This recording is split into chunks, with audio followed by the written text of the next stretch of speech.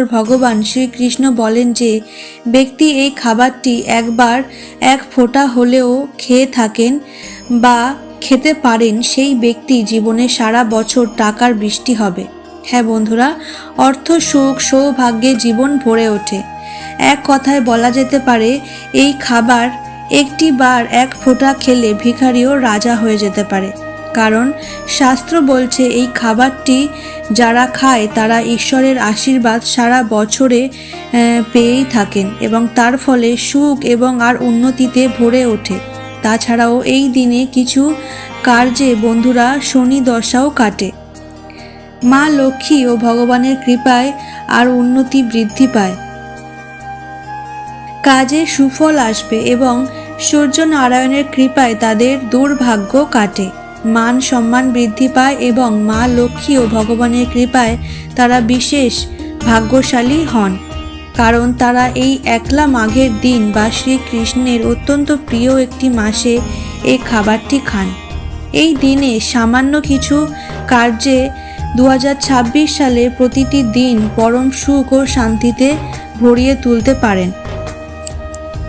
আবার যেমন এই দিনে সিঁদুরে এই সামান্য জিনিসটি মিশিয়ে দিলে নতুন বছরে তাদের আরও উন্নতি হয় এবং পরিবারের কল্যাণও হয়। এবং সব থেকে গুরুত্বপূর্ণ হচ্ছে যে এই কাজ পৌষ সংক্রান্তির দিন কোনো সামান্য জিনিসটি বেঁধে রাখলে সেই ব্যক্তির পরিবার থেকে ভগবান বিষ্ণু এবং মা লক্ষ্মী তাদের দুঃখ দারিদ্রতা হরণ করে নেয়। এছাড়াও এই পৌষ সংক্রান্তি ও পহেলা মাঘের দিন যদি কুকুর বা কাককে যদি এই সামান্য জিনিসটি খাওয়াতে দিতে পারেন, তাহলে নতুন বছরে বন্ধুরা আপনাদের উপর শনির বাধা কাটবে, সকল কাজেই আপনাদের সফলতা আসবে, পুরো বছর সুখ শান্তি বজায় থাকবে। তাই এই মাঘ মাসেই প্রথম দিনে যে ভুলগুলো কখনোই করবেন না এবং এই দিনে কি কি খাবেন এবং এই দিনে কি কি দান করা শ্রেষ্ঠ তা জানতে বন্ধুরা ভিডিওটি অবশ্যই পুরোটি আপনাদের দেখতে হবে। আর আপনারা যদি এখনও পর্যন্ত আমার চ্যানেলে নতুন হয়ে থাকেন তাহলে অবশ্যই চ্যানেলটি সাবস্ক্রাইব করে রাখবেন। ভিডিওটি যদি দেখে ভালো লাগে তাহলে একটি লাইক ও কমেন্টে একটি বার জয় মা লক্ষ্মী দেবীর জয় বা জয় ভগবান নারায়ণ ভগবানের জয় একটি বার লিখে যাবেন এবং আপনার নিকটবর্তী বন্ধু বান্ধব আত্মীয় পরিজনদের সাথে ভিডিওটি শেয়ার করতে ভুলবেন না, যাতে তারাও এই ভিডিওটি দেখে কিছুটা উপকৃত হতে পারে। বন্ধুরা, বাঙালিদের একটি বিশেষ উৎসব হলো মকর সংক্রান্তি বা পহেলা মাঘের এই দিন। বন্ধুরা, এই মকর সংক্রান্তি বা পহেলা মাঘের এই দিনটি খুবই শুভ বলে মনে করা হয়, কারণ এই দিন সূর্য ধনুরাশি ছেড়ে আবার মকর রাশিতে প্রবেশ করে, তাই এই দিনকে উত্তরায়ণ বলা হয়। বন্ধুরা, এই দিনে স্নান ও দানের একটি বিশেষ মাহাত্ম্য রয়েছে। এই দিন দান করলে জীবন থেকে অনেক বাধা, আর্থিক সমস্যা দূর হয়। তাই বন্ধুরা, এই পহেলা মাঘের দিন অবশ্যই কাক ও কুকুরকে এই একটি খাবার খেতে দিন। এই খাবারটির ফলে আপনাদের দুর্ভাগ্য তারাই নিয়ে নেবে। আর আমি আপনাদের বলে দেব এই দিন কি দান করা অত্যন্ত শুভ বলে মনে করা হয়। বন্ধুরা, আপনারা এই পহেলা মাঘের দিন নদীতে স্নান বা দান করলে তাহলে এই পূর্ণ ফল এই দিনে অবশ্যই বেশি বেশি করে পাওয়া যায়। তাই বন্ধুরা, আপনারা এই সময় কাক বা কুকুরকে এই একটি খাবার খেতে দিন, তাহলে দেখবেন আপনার উপর শনিদেবের কৃপা হবে। যদি শনির প্রকোপে আপনার জীবনে কোনো সমস্যা থাকে তাহলে তাও কেটে যাবে। তাছাড়াও অসহায় প্রাণীদের সেবা করার জন্যে আপনি পুণ্যের প্রাপ্তি করবেন। তাই অসামান্য বন্ধুরা এই দুইটি জিনিসের মধ্যে দিয়ে এই কাজটি অবশ্যই করতে পারেন। এতে আপনাদের পরিবারের সুখ শান্তি সমৃদ্ধি ফিরে আসবে। বন্ধুরা, যাদের উপর শনি 7.5 লাগে তারা জীবনে তছনছ দেখতে পারে এবং তাদের জীবন তছনছ হয়েও যায়। 7.5 7 বছর ধরে থাকে।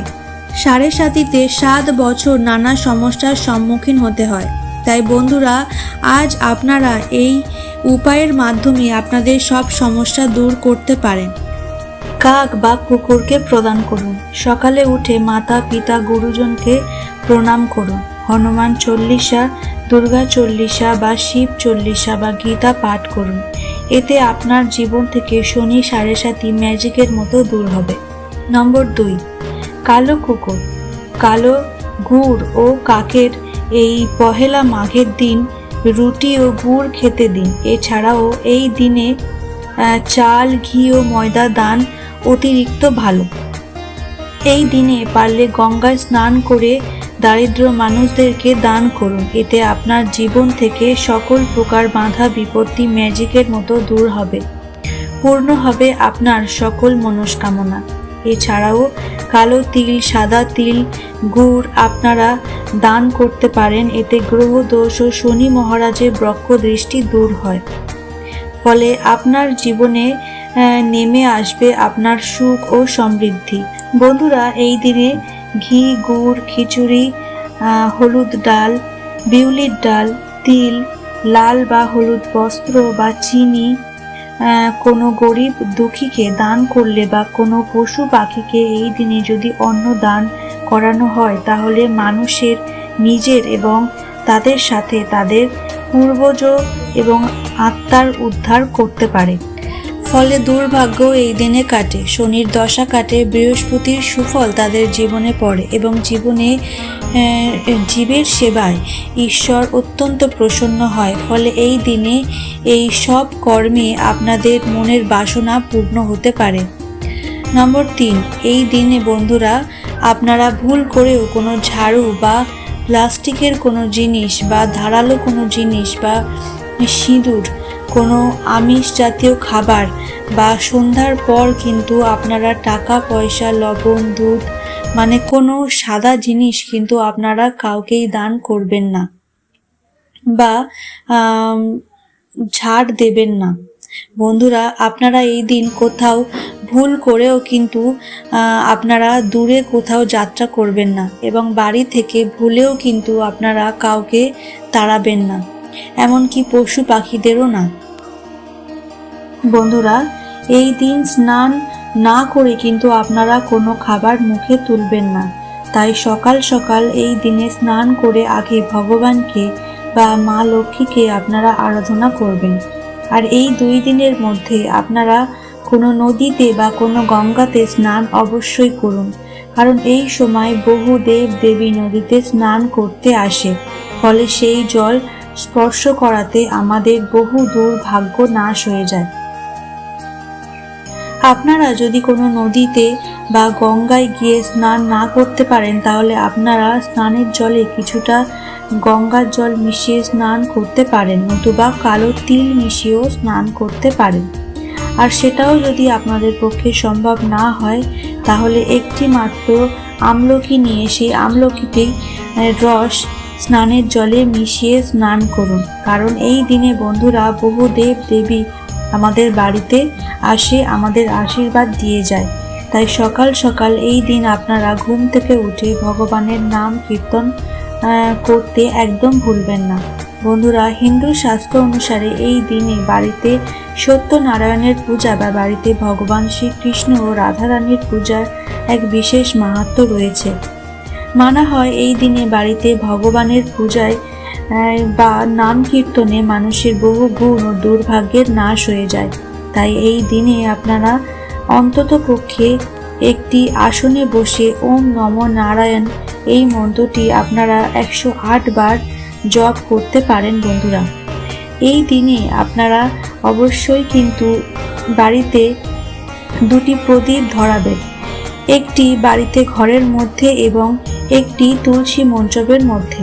বন্ধুরা, আজকের মতো ভিডিও এখানেই শেষ করছি। দেখা হবে আবার অন্য কোনো ভিডিওতে।